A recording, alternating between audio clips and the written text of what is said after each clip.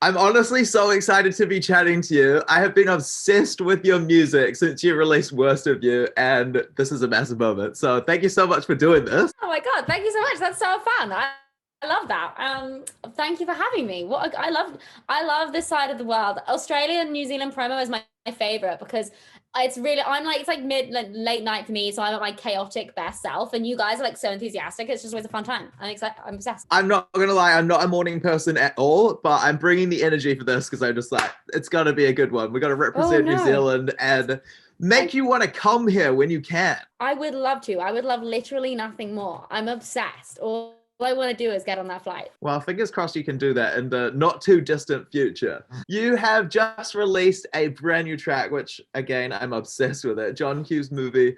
I feel like it's one of those kind of songs that everybody can relate to. Everybody's had that feeling where they want to be in a relationship and it's not necessarily working for whatever reason. But for you, talk to me about the meaning of the song and how it came to life. Sure, absolutely. So the song, I made it, yeah, a couple of years ago now, which is really funny, but I made it, started it when I was maybe 17, and it was about a house party I'd been to when I was probably about 16. And it's just a very dramatic pop retelling of this, of going to a party when you're a teenager and like the person you like not liking you back. Like that's hilariously basically it. I'm obsessed. I was very dramatic, obviously, because I wrote a whole song and really nothing happens. But I think that's kind of the joy in it. And it's just so, I think it's relatable for a lot of people. And we've all really had that experience of, you dramatize something so much in your head and you really romanticize a person and you really think it's going to be a thing. And then you realize maybe you built it up too tall and maybe that's not a thing at all. And you walk home to your parents' house very sadly in your like silly little shoes, in your like party outfit, but you were like 17. So I don't know what I was doing. I was like wearing like these really cute fits to like sit in somebody else's living room and drink Smirnoff Ice, which is great. But yeah, essentially, it's just kind of a song about that unrequited love, teenage sort of like adoration with like Hollywood and wanting to be in like an American high school film when you're definitely not. It's so relatable. And you mentioned Smirnoff Ice there. Do you guys get Smirnoff Double Black? I don't know if we do. I've never heard those words in together in the same sentence. It's basically like a Smirnoff Ice, but it's like double the amount of alcohol in one drink. That sounds amazing. Because Smirnoff Ice, I feel like it's for beginners, but I would be up for a Smirnoff Ice more like higher tier. That next time I'm Yeah. in New Zealand, we can go for one. I will make sure we have plenty of Smirnoff double blacks for you. I'm not gonna So lie, I'm kind of embarrassed to admit, maybe I'm just massively uncultured, but I'm not super familiar with John Hughes movies. Do you have a particular favorite yourself? Which one should I watch first? but I love a lot of them. And I think Ferris Bueller is a great one to start with. It's really fun. It's really heartwarming. And I think just it's like a really enjoyable way to spend an evening. But I think John Hughes movies, I know it's funny. I think I always assume maybe people know them more than they do, but I do also think you probably do know them. You just don't realize it. Like Home Alone is a John Hughes movie. And so is The Ah, Breakfast Club. So's Planes, Trains, Automobiles, I think. Like there's a lot of John Hughes movies that you don't realize are John Hughes movies.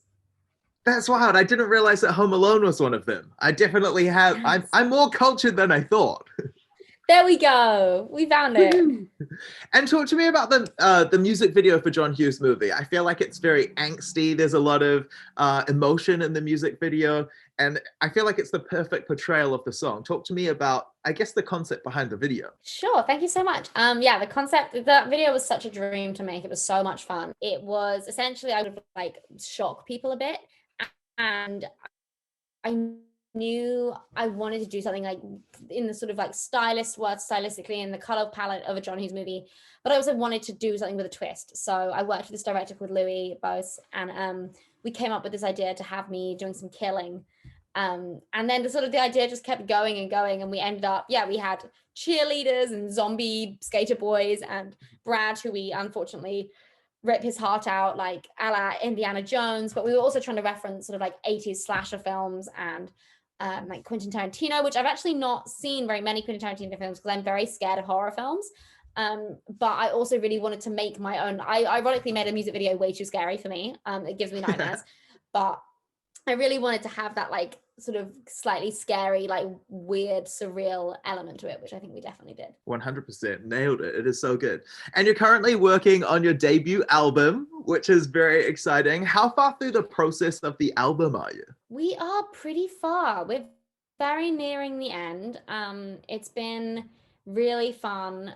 I've loved making this album. It's been a touch wood, pretty easy. I write a lot anyway, but collecting up these songs has just been such a fun time, and sort of like finessing them and putting them, starting to see the order emerge and starting to actually see the shape of what it's going to be is crazy, because I've been obviously kind of working towards this my whole life. Um, but yeah, it was just been the best time, and I've worked with people that I've worked with since I was like 16, and it's just really sweet to have everybody involved. And I think almost everybody who's always been like a really important part of my sort of music making is involved in this album, which is amazing. So I'm just so excited for it to come out. I cannot wait. I talk about it all the time, and I think my fans are planning to threaten homicide, but I promise it's coming out. I promise this year. And you've done some pretty incredible things. Like you wrote for the Birds of Prey soundtrack. Is there a particular soundtrack from a movie that you've seen that you're like, man, I would do anything to be able to write on this particular soundtrack? Yes, absolutely. And I thought, and what immediately came to mind, which is old but gold, is the Juno soundtrack. Oh my gosh, yes.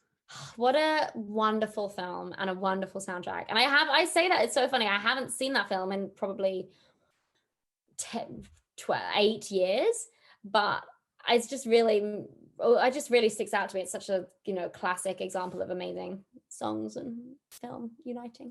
And you've done a little bit of acting. Like you made a cameo appearance in Trying, which I don't know, is a cameo appearance acting or is it not really? I don't know. I'm not sure. Is acting something that you would be interested in exploring more in the future? Definitely. I think it's very difficult. I will say, I've, the little bits that I've done in music videos or in that little cameo, I actually find it incredibly hard. So I feel like if I was going to do it, I'd need to do some proper learning, training, the whole thing. But I'm really interested in, like at least sort of looking into that world a little bit more one day, maybe having a look, who knows. And in terms of collaborations, you've worked with the likes of JP Sachs and Griff. Is there anybody who is on your list of dream collaborations? Well, everybody knows I'm the biggest Swiftie in the whole entire world. So I have to say Taylor. I can't not say it, even though everybody knows. So I'd say Taylor. But I mean, who else do I love? I love so many people. I've also been really lucky. I've gotten to work with, so many people that I love. I'd love to work with Dolly Parton. I think she's like an idol, an icon. I'd love to work with Casey Musgraves. I'm saying a lot of women in country music, but I think both of them are just incredible, and I'm very inspired by both. And I couldn't do an interview with you without talking about Taylor Swift. And obviously, some people who are listening here may not potentially know this, but you did a little cover of Exile, which you kind of rewrote. Taylor Swift actually reached out to you after this moment, which must have been absolutely crazy for you. What was going through your head in that moment? Talk me through it. Oh my God, I did just basically scream. I think I saw the tweet. I was on the phone to my manager and we were talking about something and I saw it and I just screamed. And then he sort of tried, I think he was like, oh, well done. And then we tried to have a normal conversation afterwards, but I was just still screaming. I was not okay. So I pretty much just died the whole night. I just literally died. And I'm still not over it. To this day, it's the best thing that ever happened to me. It's the best thing that ever will happen to me. And yeah, I'm literally the biggest fan. It's so obvious. I'm basically a glorified Taylor Swift fan account. Like my music is really the side project. So I love her. I love that you're so open about your love for Taylor Swift. Like, I just think it's the coolest. Like, I'm the biggest fangirl ever. So the fact that you're just like, absolutely own it, I'm here for it. So good. One more question on Taylor Swift before we move on from the best topic in the world. Obviously. She just re-released Taylor's version of Fearless. What's your favorite track from Taylor's version? Okay, well, to answer this, you have to really separate. See, look, you got me into the conversation. Fine. You have to really separate. I think my favorite, it really changes day to day. I'm a big White Horse fan. So I'm going to say that. But then from the Vault songs, from the songs that she released that were new old songs, new old songs, I die for Mr. Perfectly Fine. I just die for it. And I die for Don't You as well. The soft girl in me loves Don't You. But yeah, I'm obsessed with the re-release. Hearing Taylor Swift singing, I'm gonna find someone someday who might actually treat me well as a 31-year-old woman. Immaculate.